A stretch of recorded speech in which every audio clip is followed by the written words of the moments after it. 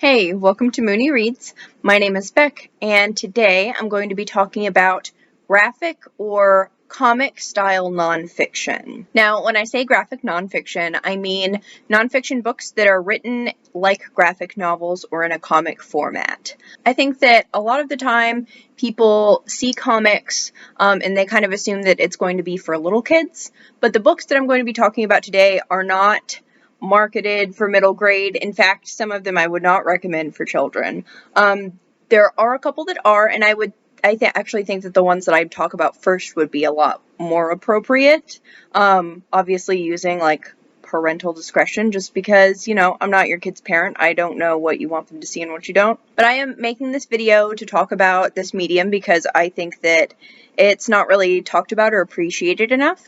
And I also think that it's a really good medium for folks who are not really familiar with nonfiction that might want to get into it. So I'm going to go through and talk about some that I've read this year that I've really, really enjoyed. I've got a few different types of nonfiction to talk about in here. I've got some that's history-based and then some that's more memoir. To start off with, I'm going to talk about one that looks at history on a macro level.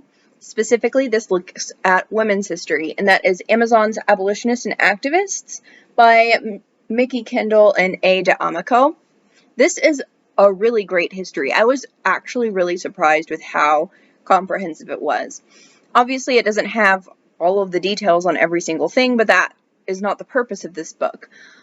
However, it does cover a lot of topics that I don't even see some history books that are really expansive mention. The whole thing is framed as a history lesson for people in the future, but the bulk of the content is all real, true stuff within history. It starts in like 3000 BC, a really long time ago, and looking at women through history throughout different cultures. This does not only focus on women's history in the Western world, it goes through a number of different countries, and even when it does focus on like the United States and Europe, it talks about all women. It talks about Indigenous women, it talks about Black women, and then especially like towards modern day, they specifically talk about disability history and LGBT history. So I was really impressed with this book. This is actually one that I think would be good for multiple ages. I'm not going to say all ages just because it does deal with some issues that maybe people don't want to talk to super little kids about, like birth control. But overall, like if you're going to be talking to like your middle grader or something like that, I think that this could potentially be useful. But it's also just really good for an adult. I thought that it was interesting, and I learned some new things from it, even though I've studied women's studies on like a graduate level. So like a lot of the older history stuff was new for me. So yeah, I would definitely recommend this. I've seen a lot of people talking about Mickey Kendall's Hood Feminism, which I'm looking forward to reading, but I was a little bit surprised that no one had mentioned this one either, because this is very accessible and surprisingly comprehensive. The next book on the list focuses a little bit more in on a specific time period in history. It is kind of largely a history book, but it's kind of framed with memoir, and that is March by John Lewis.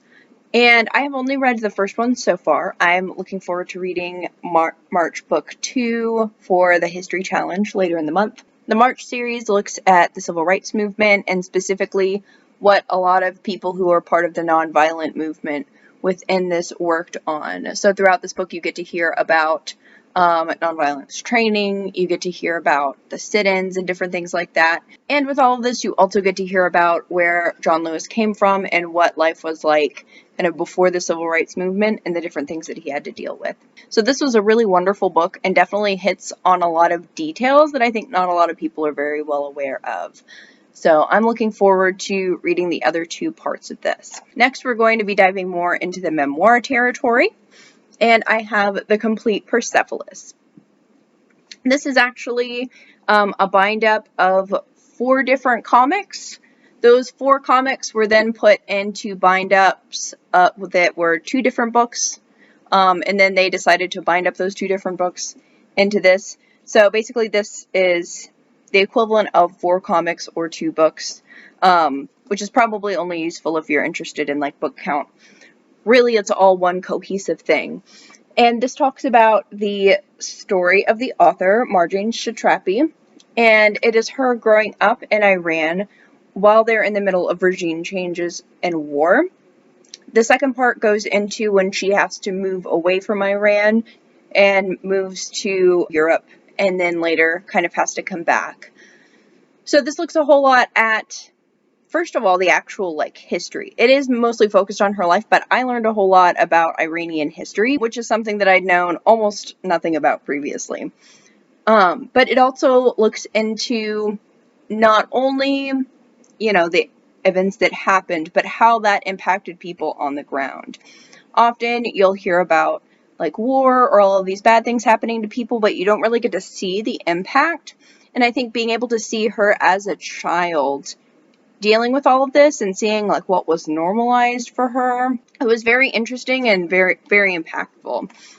The second part of the book, on top of talking about things like trauma related to stuff like that, also looked at culture and the experience of being basically between two cultures, because she goes to Austria and then starts to experience kind of this Western culture and eventually gets kind of thrown into it to the extent that she loses herself. So she has to find herself, ground herself, and then she ends up going back to Iran and again kind of having to figure herself out again. So her experience as a whole is a really important one to hear about, I think.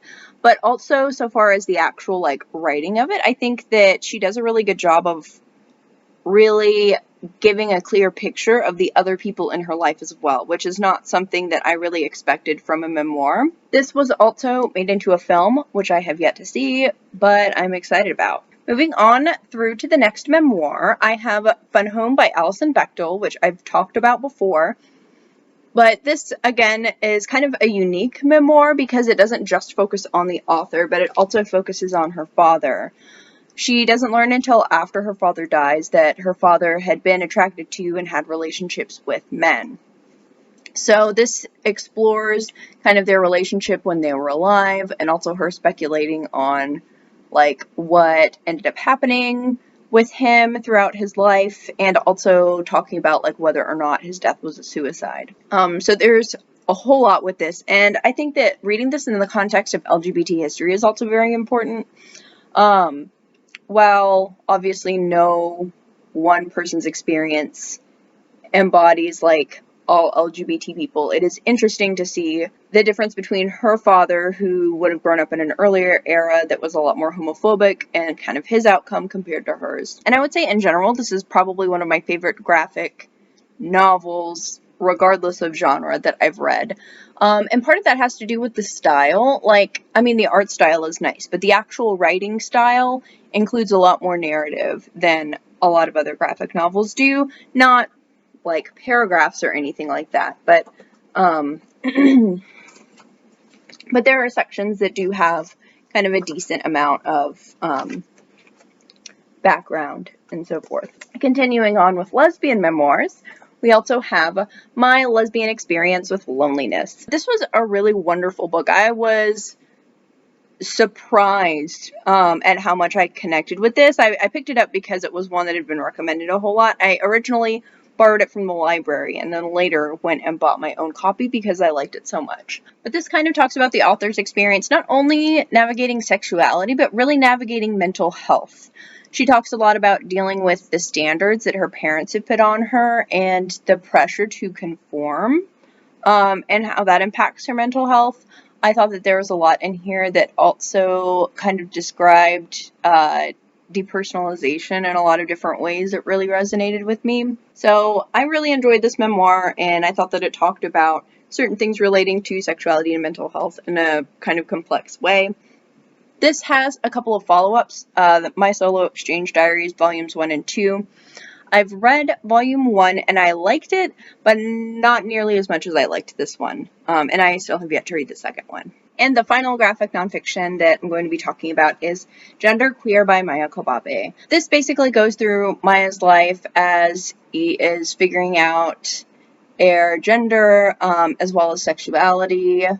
He is asexual, and non-binary. This book definitely has a lot of important things to say. We don't get to really hear a whole lot about the non-binary experience or the asexual experience, so having them both together is really great. I think the way that he describes gender dysphoria is really impactful and interesting. Some of it resonated with me and some of it didn't, but it was really great to be able to see somebody's experience out there on paper. I think one of the things that made this interesting as well is how Maya's parents were, because they weren't necessarily like your stereotypical parents that were super homophobic or that were necessarily super affirming, because they seemed pretty chill in general, but they definitely didn't get kind of the gender stuff at first. So I thought that that was interesting representation, because a lot of the times people don't really fall heavily into one camp or the other with that. I will say that while I liked the artwork, I enjoyed the story, I think that I liked the setup of this less than some of the other ones. I would absolutely still recommend it. It's still a great book. But I did just kind of want to say that since I'm talking about the books. But if you're at all interested in learning more about asexuality, or interested in learning more about non-binary or trans people, this would be a good graphic novel to go to. So that is all of the graphic nonfiction that I have to talk about today. If you've read any of these, let me know what you thought about them. And if you have any graphic nonfiction recommendations, please put them in the comments. Thank you all so much for watching. Bye.